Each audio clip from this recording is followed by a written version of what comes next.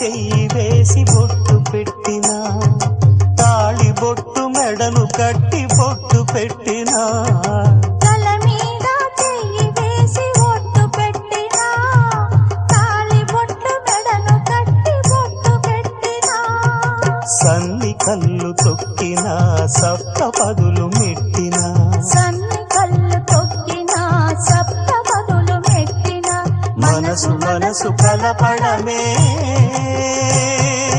మంత్రం పరమార్థం.